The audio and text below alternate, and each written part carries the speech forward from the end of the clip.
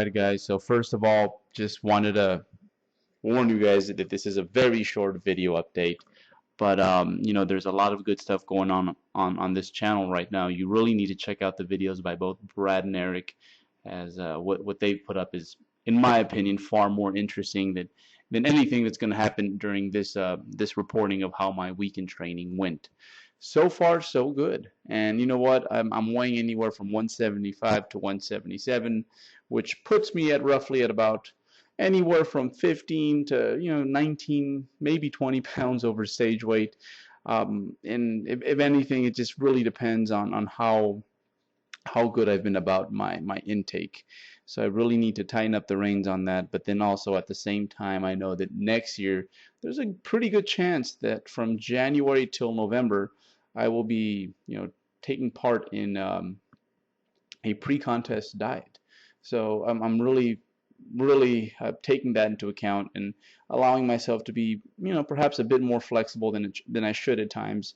But that definitely has to come to an end here before I end up starting my contest prep a little heavier than I would like. But I'm definitely eating enough to train and to make some progress in the gym. So I do see these next few months as being a valuable portion of what has been pretty much a 2-year break from the stage. So I'm really looking forward to seeing what's under all this, and perhaps, of course, things move at a snail's pace once you've been doing this for a while. But hopefully there's a few new things here and there, and the quality of the muscle is just a whole lot better. And of course, the whole dieting process. Every year I seem to figure out one or two more things that I usually figure out via trial and error. Of course, the whole goofing up a little bit, and then you kind of pick up the slack during your next prep. One of the highlights this week was the fact that I got to work out with the dynamic duo, Eric and Chris Martinez from the North Bay. So they're local guys. They actually are.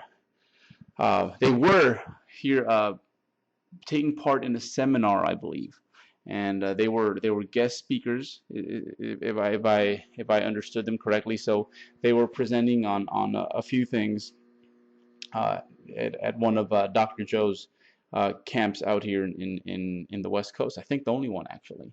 And two very knowledgeable guys. And besides the fact that they like to not just learn as much as they can about the whole science of getting jacked, they also apply themselves to what they've learned.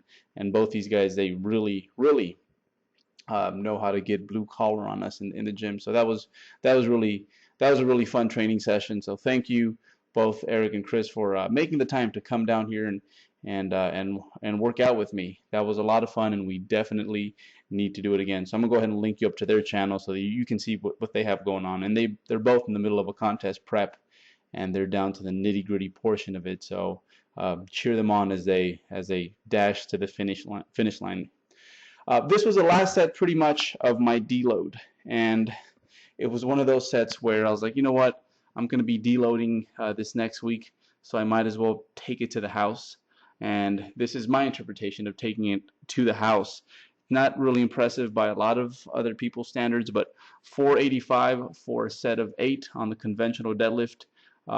Given the fact that I'm not very good at the conventional deadlift. Given the fact that you take that small detail into account, I was actually pretty proud of this one. And from this angle, it kind of looks like I'm stiff-legging it a bit more than I really am.